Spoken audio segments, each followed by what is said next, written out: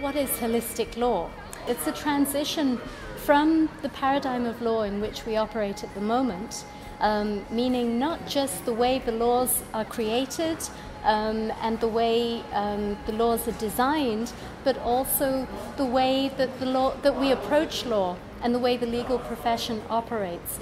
So it's moving from a paradigm which is based on adversarial practices, paradigm of retribution, in a mechanistic paradigm that's primarily anthropocentric, to a paradigm of restoration, reparation, and healing.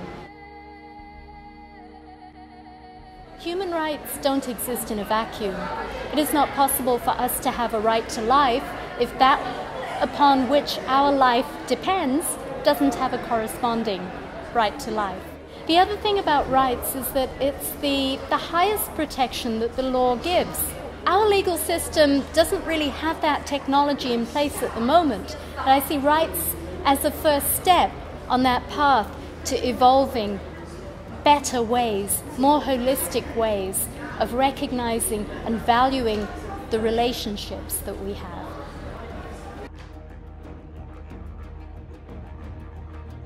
Holistic law really is about taking a whole systems approach to law. It comes away from the mechanistic view based on old science, Newtonian physics, that says that you can deal with things in isolation. You can take one thing out of a system without it having a knock-on effect anywhere else. And holistic law says, well, that's not actually how the world operates.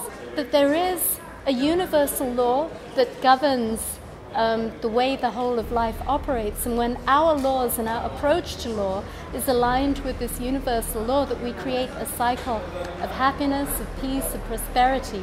And when we're misaligned with these laws, we actually end up producing the opposite. We have environmental degradation, we have vast disparity between the haves and the have-nots, social inequity, and all these kinds of things that take us away from peace.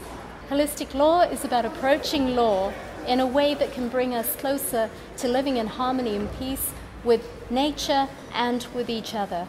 Puts a focus on the relationships. If we think of law as that which governs relationships, it then naturally follows that law should take into account all of the relationships that we have. And primarily, at the moment, law only takes into account certain relationships between what the law defines as right holders. If you are a rights holder, at the moment there are only two categories: human beings and entities that are created by human beings, like corporations. So our modern law only recognizes relationships between human beings and corporations and other entities like that, like ships. However, it doesn't recognize that we're actually in relationship with the natural world, let alone that this is our most fundamental relationship. So in law, there is no relationship between the human being and that which our life is dependent on. Rights of nature is very much about consciousness, and it's also very much about economics. There is one key concept that underlies our economic paradigm, and that's the utility value of nature. This utility value means that nature is just there to satisfy the wants and the desires and the needs of human beings, and that it has no needs of its own, that it's dead, that it's inert. And accordingly, law facilitates that paradigm, the paradigm which rests upon the commercial exploitation of nature. Because we don't have a relationship in law with nature, we have no obligation to nature. So rights of nature really shifts that whole paradigm, because we move out of utility value of nature, the usefulness of nature to human beings, to intrinsic value, valuing nature as we would value a human being. Fundamentally, we are nature. When we do that, and we recognize nature as a rights holder, we're using a powerful legal tool that has been used throughout the centuries to address inequality of power and social injustice. So, for example, it was not very long ago that women and children were also considered to be property. However, in the civil rights movement, women and children became recognized as rights holders. The same with slaves. It would be inconceivable now to think of certain people being mere property. Yet, this was there in our legal system, entrenched in law. The slavery trade was actually very similar to the fossil fuel trade. It was something like a $75 billion industry in its day. However, the rights movement put an end to all of that. And so if we look at the way, the exploitation of nature nowadays, there are a lot of parallels with the slave trade. Looking at the precedent of how rights has had a knock-on effect for shifting and evolving the consciousness of the people, really applying that same tool and that mechanism to nature, I see as a real way for not just shifting the paradigm, but also for shifting the consciousness, people recognizing and expanding our sense of community to the community of all life, the community of everything that exists. Under law, the prima facie situation, the basic premise is that none of nature is protected. So environmental law comes in to carve out protections for those areas of nature that we think is worthy of protection. So we end up with this piecemeal protection system. So laws like the Habitats Directive, the UK Countryside Act, they revolve around what we perceive to be endangered species. And these laws operate through a system of annexes, and in these annexes are detailed the species and the habitats for these species that need protection. However, it takes years to update an annex. You need extensive scientific research. And currently, we're losing something like 1,000 to 10,000 times the backdrop rate of species extinction. So that means literally 10 to 12 species are going extinct every day. And in an interconnected, fluidly interconnected world, as we know the world is, when we look at all the scientific disciplines that we have now, look at systems theory, look at quantum physics, we see that we live in a radically interconnected world.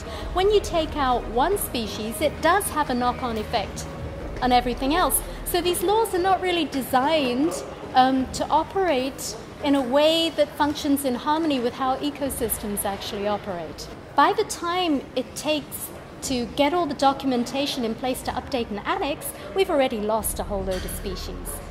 So really that system is not fit for the challenges that we're facing at the moment.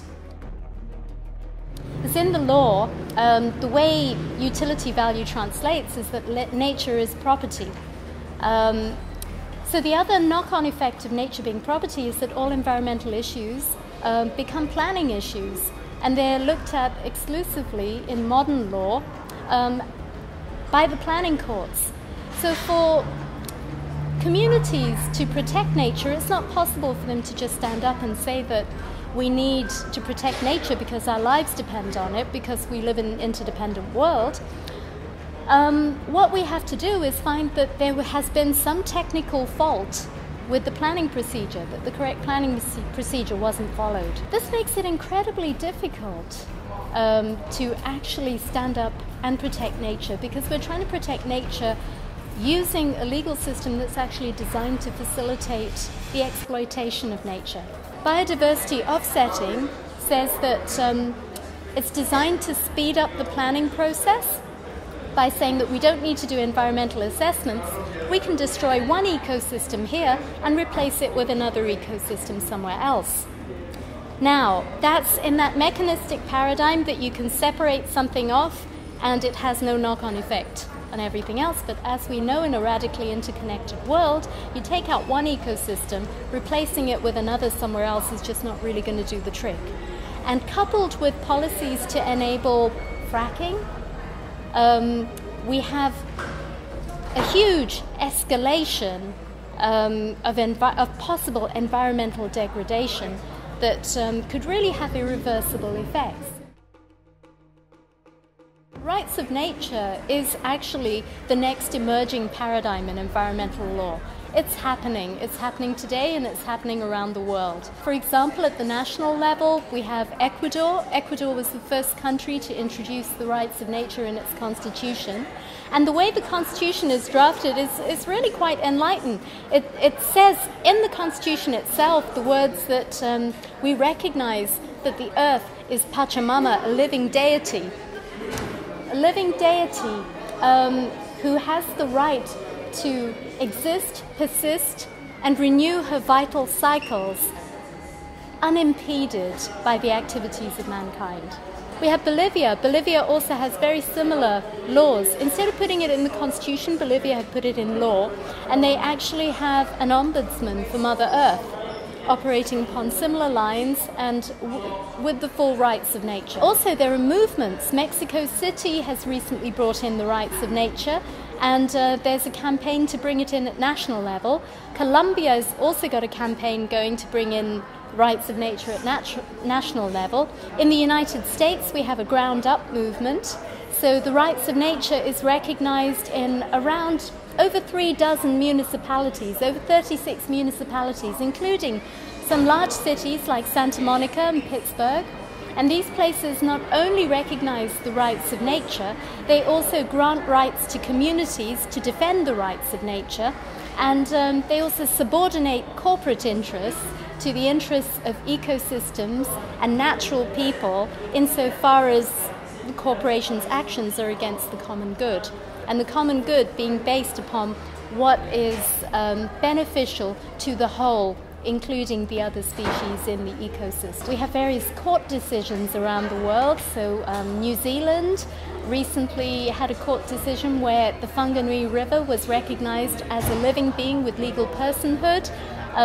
In Costa Rica, there was a court decision saying that the second largest reef in the world cannot be commercially exploited because it is a living being. There's also been rights of nature cases that have been through the courts in Ecuador, where the rights of nature of the Vilcabamba River, that it could not be polluted, and an injunction was taken against the government to stop the pollution, invoking the rights of nature. So it's really a very powerful tool. In India, there's a campaign to recognize the Ganges River as a living being, following the New Zealand example. And in Europe, we're bringing a European Citizens Initiative to recognize the rights of nature via a directive at EU level. I believe in a whole systems approach, a systemic approach, because by dealing with one thing in isolation of looking at the knock-on effects elsewhere, we're back in that mechanistic, the Newtonian physics paradigm, which we know is well outdated. And so, the way forward is to look at things in the round, and rights of nature is really a game changer. It's really a paradigm shifter. It gets to the heart of the commercial exploitation economics that's leading to all of these undesirable effects that everybody is so aware of these days. And so I really wanted to put that on the table and to bring it into the mix amongst all of these other great thinkers, to see how we can evolve something that's a much more robust structure for not just us, but our future generations and the future generations of all species going forward.